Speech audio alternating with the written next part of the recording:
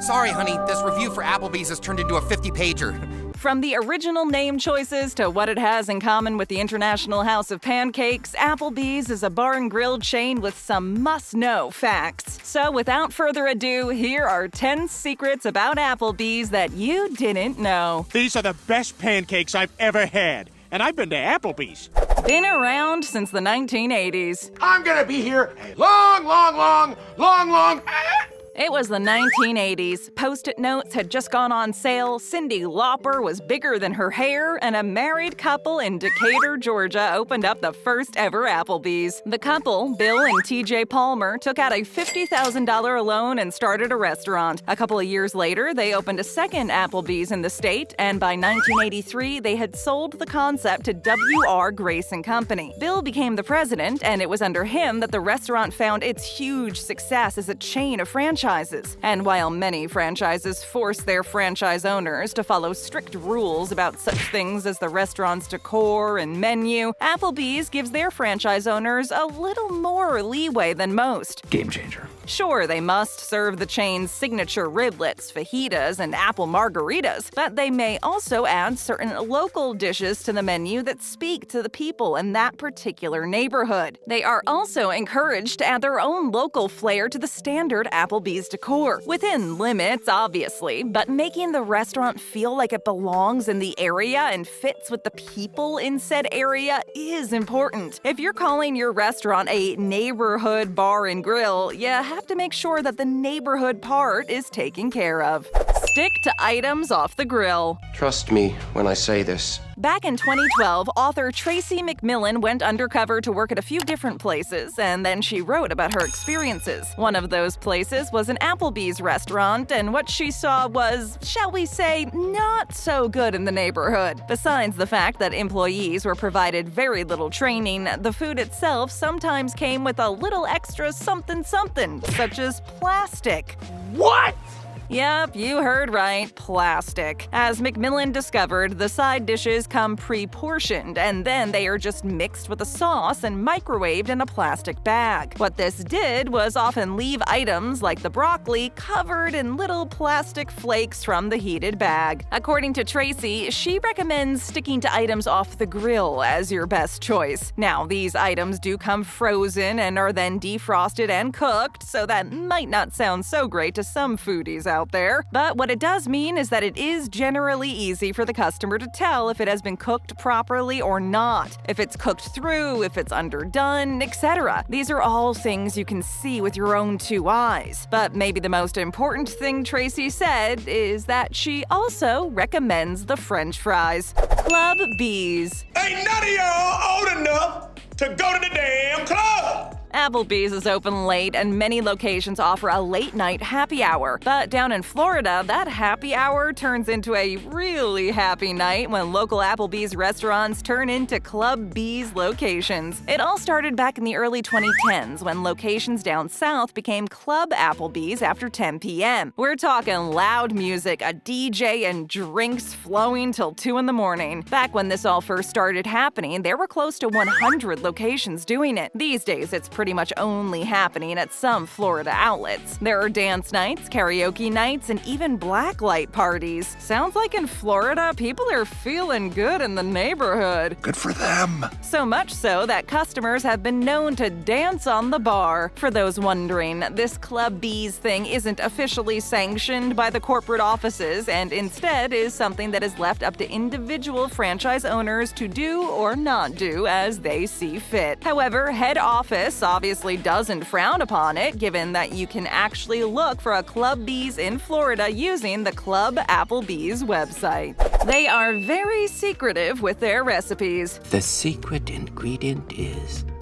Applebee's is all about eating good in the neighborhood, but when it comes to sharing their recipes with that neighborhood, the answer is, simply put, No! Just go home. No! Applebee's won't tell you how to make their spinach and artichoke dip or their popular boneless wings. In 1997, a manager at an Applebee's in Washington told people how to make the chain's Asian chicken salad. Well, he kinda did. You see, he gave away the salad recipe but wouldn't tell anyone how to make the dressing. And if we're all being honest here, we know that for a salad and most others, it's the dressing that makes it or breaks it. We would have preferred to have learned how to make the dressing and not the salad. The manager did encourage folks to buy the dressing at their local Applebee's, though. So what we're telling you is that any sites online that claim to provide the actual Applebee's recipe for one of their menu items are lying. At best, it is their best guess as to how to make said item, but you can be pretty sure the recipe hasn't come from an actual Applebee's kitchen. As we keep moving on, take a second to hit that like button, would ya? Thank you.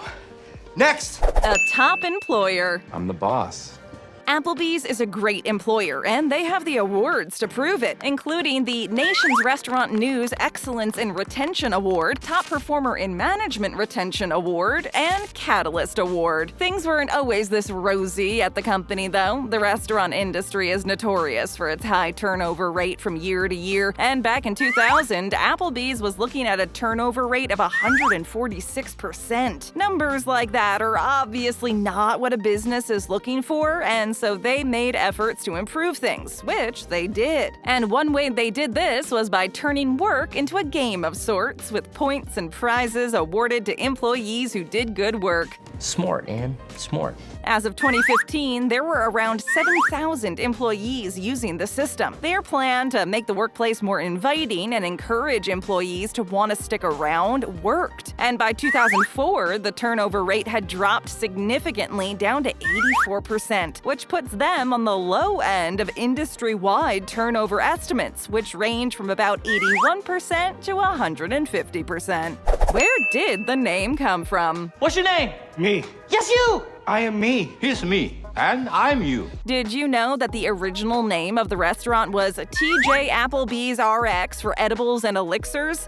What? Yep, rolls right off the tongue, doesn't it? As you might remember, TJ was the co-founder of the restaurant along with her husband Bill, so that explains the TJ part. As for the RX for edibles and elixirs part, the original decor of the restaurant was like an old-time drugstore. As for the Applebees, well, that name came out of the phone book. Bill and TJ actually did take it back old school and look through the phone book to find a name for their restaurant, and to be real, at first they wanted Applebee, but as luck would have it, that one had just been copyrighted 2 weeks prior, so that was out. They also thought about cinnamons and peppers, but both of them were already taken by other restaurants, so they went back to their first choice and just changed up the spelling a little. And for those wondering what happened to the RX for edibles and elixirs, when they sold the chain to W.R. Grace & Co. in 1986, the new owners removed the whole drugstore theme and changed the name to Applebee's Neighborhood Grill and Bar.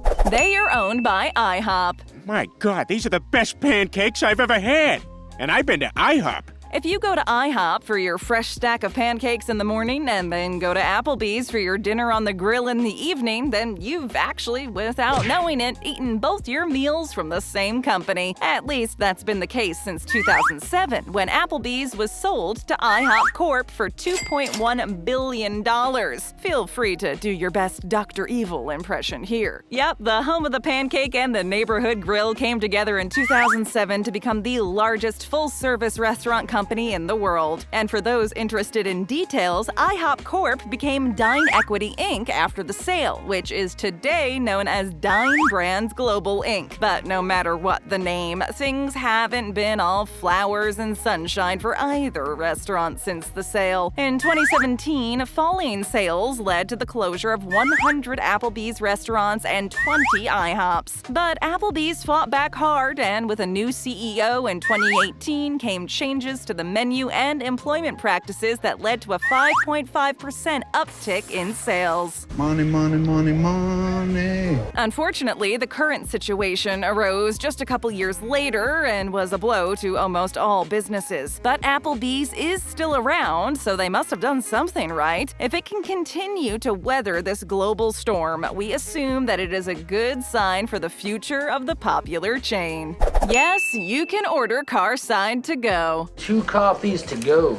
What's that? The Applebee's location near you doesn't offer Carside to go? Well, guess what? Yes, it does. In 2004, the chain launched this old-school drive-in style service in which you order ahead, and when you arrive, an employee will bring the order right to your car. Personally, we'd love it even more if they were wearing roller skates, but it's still a great service regardless. Maybe you also love the idea, but don't see your local Applebee's advertising it. Well, supposedly that doesn't matter. While all of the restaurants might not make it widely known that they provide such a service, it is always available. All you have to do is call, place your order, and then drive on over, roll down your window, and grab your food. You can also order for pickup via the restaurant's app. And speaking of apps, we can't let you go without mentioning the chain's interactive chatting app that allows customers inside the restaurants to chat with each other. It's called, Wait for it. What's Applebee's, which we have to admit is a pretty clever name. Humane Eggs and Bacon. What I said was, give me all the bacon and eggs you have. While there are some items on the Applebee's menu you should stay away from, the pork and eggs aren't on that list. In fact, Applebee's has been committed to sourcing only humane eggs and pork for years now. Starting in 2013, the restaurant's parent company put out a statement saying that they would no longer source pork from farmers that use gestation crates and would stop using all gestation crate pork by 2020 in their effort to use ingredients that are produced and sourced as responsibly and sustainably as possible. As for their eggs, they started making moves towards cage-free eggs all the way back in 2008 and have pledged to be completely cage egg-free by 2025. Ah, very nice. While this does seem like it's taking longer than it should, the company said the reason for the delay was to give farmers time to adjust their farms to the new way of raising chickens and get rid of the use of battery cages. It sounds like they've heard the people who are, more and more, demanding ethical and humane sourcing of the foods they eat. So you can feel good about making Applebee's one of your preferred breakfast destinations. Saved by the $1 margaritas. It's cheaper. Back in 2017, things weren't looking so good in the neighborhood for Applebee's. Sales were on the decline, and they ended up closing 99 restaurants, with plans to close another 60 to 80 in 2018. One of the biggest problems was the restaurant's inability to attract the millennials. But everything changed in September of 2017 with the introduction of the $1 margaritas. Now, $1 anything is going to get people excited, but make it margaritas, and that excitement jumps up another level or two. Or in the case of Applebee's, 5.5 levels, as that was the growth percentage in sales the chain saw after the introduction of the inexpensive drinks. And according to the company's CEO, the newfound success of the restaurant can be tied directly to the drink promotion, as Applebee's saw a 13-point performance swing from September to October. The success of the Dollaritas even inspired them to offer different limited-time beverages for between $1 and $3 each month. Shut up and take my money! Now, there were franchise owners who weren't keen on the promotion at first, thinking that folks would just come for the dollar drinks and not buy any food. But as we all know, what happens when you drink? That's right, you get hungry. And that's exactly how things went down. The numbers show that 98% of the people that ordered the dollar drinks also ended up ordering some food, and the company saw sales rise substantially for the first time in years. I see what you did there. Good one. We're serving up more great videos. Just tap or click, hit that subscribe button, and ring that bell to join our notification squad. And hey, leave us a comment.